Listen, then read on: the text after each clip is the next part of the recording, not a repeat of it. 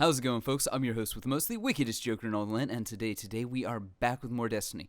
But first, if you guys go ahead and smash the hell out of that like button, you already know that your support is appreciated. So, Kotaku wrote an article.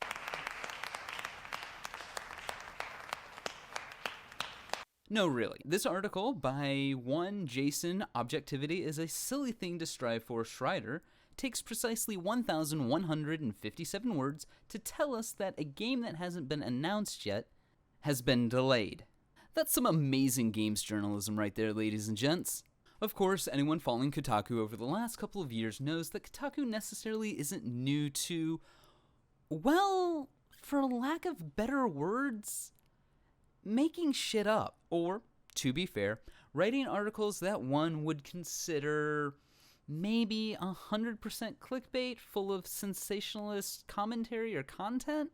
This article follows that trend, coming out a day after Bungie's weekly update, riding on the coattails of the community's collective disappointment at lack of transparency from Bungie, something I'm sure we'll talk about in another video. Needless to say, this has the community somewhat split, because to Kotaku's credit, they have been blacklisted by both Ubisoft and Bethesda for leaking Assassin's Creed Syndicate and Fallout 4 respectively. However, with those leaks, we had more than just the author asking us to take their word for it. With Assassin's Creed Syndicate, we had concept art. With Fallout 4, we had a portion of the script with War Never Changes, spanning the top of it. Now, again, to Kotaku's credit, these things have proven to be true, but these things are also quite easily manufactured. However, manufactured or not, they still add a bit of credibility to the claims you are making. So, when the integrity of your writers, editors, and establishment in general are very easily called into question, you kind of want proof of what you're talking about. But let's suppose for a moment that this article is accurate. Just for a moment, we'll get back to Kotaku and Jason later. Let's just suppose that Destiny 2 has been delayed out of September, maybe even out of 2016 altogether. So what? Bungie hasn't promised us a release date for Destiny 2. Bungie hasn't even announced Destiny 2. This article supposes that Bungie is making a lot of the same mistakes they did during the development of vanilla Destiny, to which I really don't buy, but let's go ahead and go over it. Once the original game launched and Bungie started absorbing feedback from fans and critics, they quickly rebooted The Dark Below, saying bye-bye to previously recorded lines from Peter Dinklage, among other things. Already we begin to see Jason either lying or ignorant. I don't recall ever reading or hearing about lines from Peter Dinklage being cut from Dark Below. What's more likely is they were never recorded in the first place due to the same reasons cited for replacing him. Unavailability. At this time, in 2014, he was working on Game of Thrones, which started filming its 5th season in July of 2014 and ended in December of 2014. Also, I was under the impression that Dark Below shipped as developed, with quality of life changes the community wanted being developed alongside it. This might sound like the same thing, but it is far from a rebooting. I do believe, however, House of Wolves was rebooted, thus the 5 almost 6 month gap in content between the two. But the article continues. The House of Wolves story was also changed quite a bit before the DLC launched, and The Taken King was rescoped several times as Bungie removed sections like Pyramidon, an area on Mars that would contain new strikes and a raid. We may see this in Destiny 2. Right. Pyramidon, I remember that. Isn't that where we fight the Whatsamajigs and the Whosamawhats? Yeah, I remember. I mean, didn't Bungie just knock it right out of the park with those designs? And then the sudden inclusion of Cabal pyramid ships over the face of Mars nonetheless? Dude, it was something like right out of Stargate. And then the chase scene? Dude, the chase scene where the huge Cabal Tyrannosaurus-like thing is chasing our asses through the desert of Mars and we've got to outrun it on our Sparrows, while mortar fire firing from the Cabal Emperor's capital ship is just raining down and destroying the battlefield? Dude, and that's just the intro to the raid? Like, how fucking boss was that? Dude, I am so glad Bungie showed us that in some form whatsoever. Yeah, we'll go with that. Well, you didn't seem to cite a source, so I don't have to either, right? Because that's exactly what happened, and everybody in the community knows that that was the most awesome raid start that has ever happened. This is better than Crota's End, this is better than Vault of Glass, this is better than fucking King's Fall, and everybody knows it because I said it and it's true. Because that's how that works, right? Anyways, back to the article. These regularly shifting plans have led to what's arguably the biggest issue Destiny has today. Fans often feel steamed by Bungie's lack of communication, but Bungie doesn't want to talk about the future because they don't know exactly what it looks like. This section reads like I said before, like Bungie's making all the same missteps and mistakes that they did during the development of Destiny Year 1. And I simply don't buy that. But let's continue a little further down this rabbit hole of madness. So, what will we actually see in Destiny through 2016? Last night, Bungie announced the Valentine's Day event, and will be teasing bigger content drops after that hits in a few months. After that, things get hazy. Well, yeah, welcome to Bungie. Been Bungieing long?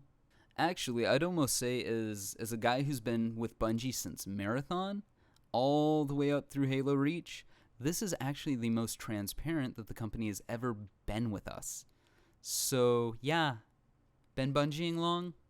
One source, unsighted, told me that Bungie has asked the Live team, a small group of developers at the studio who regularly comes up with events and other updates for Destiny, to build several new DLC packs for the next year to make up for Destiny 2's delay.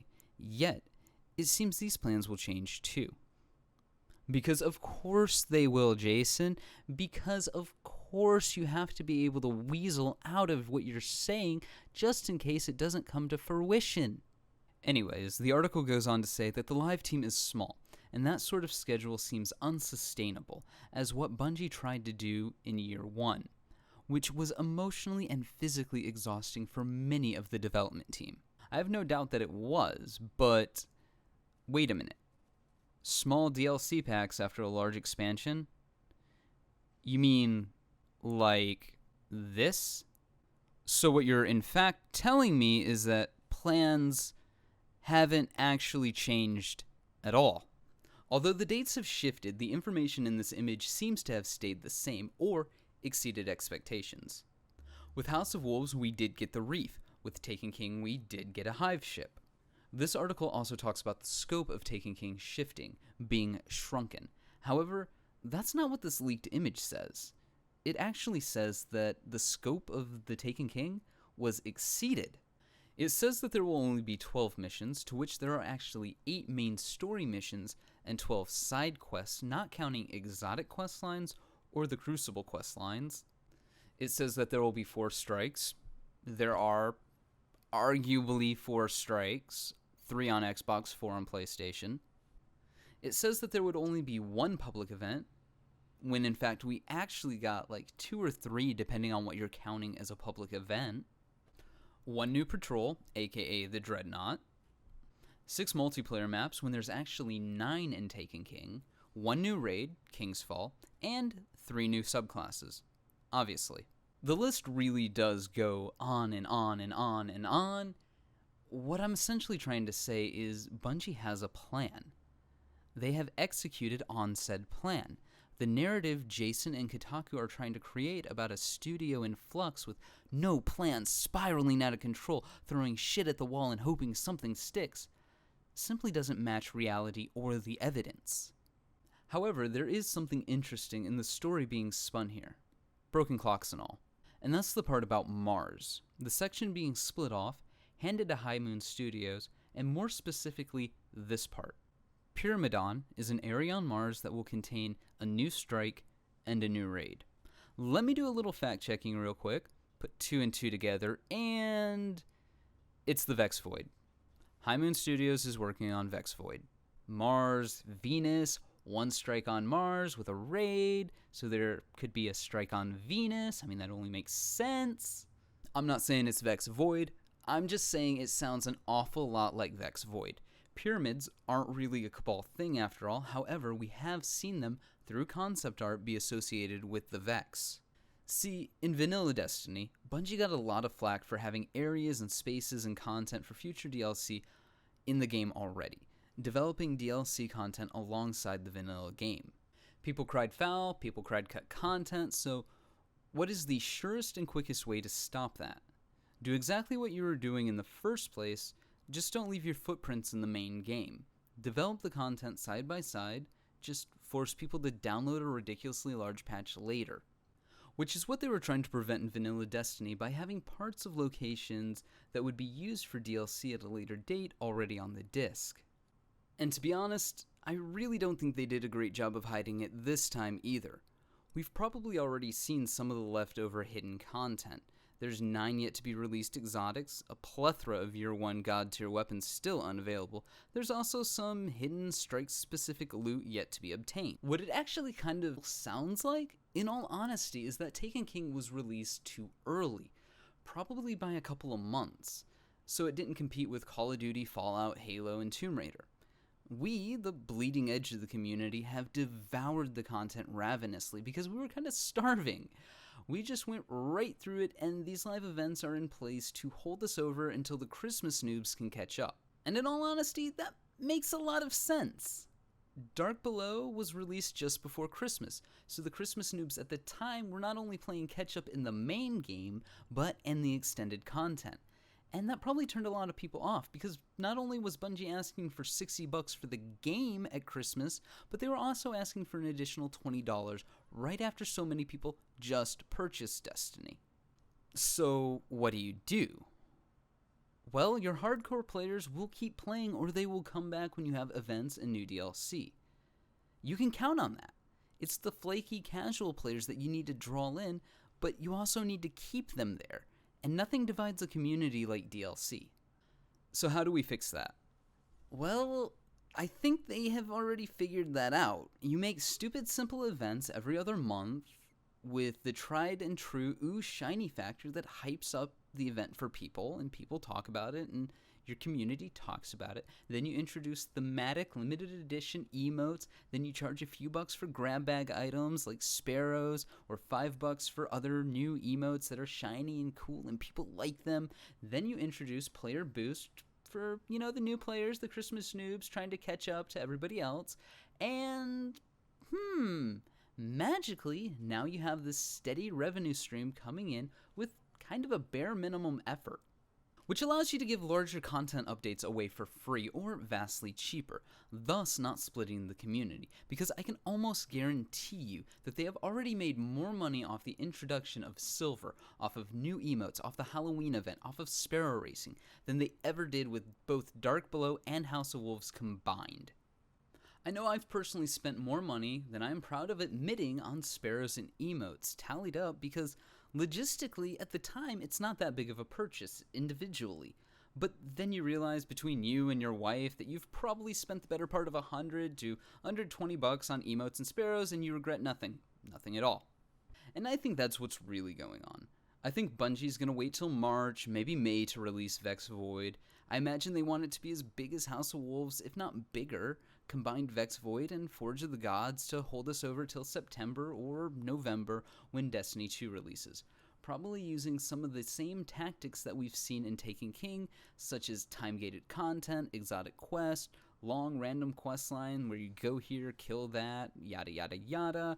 Then they release the raid, and month 1 is normal, month 2 is hard, month 3 is challenge mode, with events for things like Summer Solstice sprinkled throughout to bring robust cash shop updates that we will all inevitably bitch about because reasons. And then we'll have Destiny 2. So, there you go. Anyways, back to Kotaku for a second, because I think I've done a better job at proving my fictional speculation than they have their alleged facts. I'm sitting here bringing in proof of leaked content that has proven true thus far, and they're just like, dude, bro, trust me, I heard it from a guy. And that's kind of the problem with Kotaku. For those of you who do not know, Kotaku is a sinking ship. They are a part of Gawker Media, which, well, is the equivalent of an internet tabloid. And it's one that is hemorrhaging not only money, credibility, readers, but relativity, daily. Look at many of the Kotaku articles like the Destiny one, and you can understand why. As a Penny Arcade article surmised, I can understand why a publisher might determine that an increasingly hostile outlet whose business model is start shit, might not be the best time or money investment. Under the current management, they've been blacklisted by Bethesda, by Ubisoft, two of the largest developer/publishing houses in the industry. Back in November of 2015, editor-in-chief Stephen Totilo wrote a sob story. A story talking about the price of gaming journalism. Except, it wasn't about gaming journalism. It was about the price of releasing or revealing confidential information, putting out hit pieces on developers, and, well, general all-around unpleasantness on their part when it comes to spoiling games that haven't even been confirmed to exist. All the while, basking in the glorious ad revenue from the clickbait titles their alleged insider access grants them. One of the choice quotes from this very long and very arduous piece of writing is, "Too many big game publishers cling to this irrational expectation of secrecy." These are the people we are dealing with. While I would love for Bungie to be more transparent, I would. I nor anyone in this community would ever fault them or say that it's irrational to want to keep secrets from the public until the game company is ready to show off the project. However, Kotaku feels like it is their duty, handed to them from God on high, to spoil things for the public, even when in the case of Destiny, they have no proof, no shreds of evidence, no valid source. There is information that is already out there, that already exists, that blatantly contradicts everything they are saying, not only in regards to the future of Destiny, but to the development of Year 1 as well. It is growing more and more clear that Kotaku is a relic of a bygone era of specialized journalism, in which their original audience, and just audiences in general, have become more and more intelligent, and they have begun to educate themselves on products and games that they are interested in. They hold the words of a YouTuber playing the game or a streamer playing the game for their amusement far higher than any journalist with a chip on their shoulder. The original question was, is Destiny 2 coming out this year? I don't fucking know, and neither does Kotaku. But hey, ladies, gentlemen, others, those are just my thoughts. Let me know yours in the comments below, and like always, my fellow Guardians, stay frosty.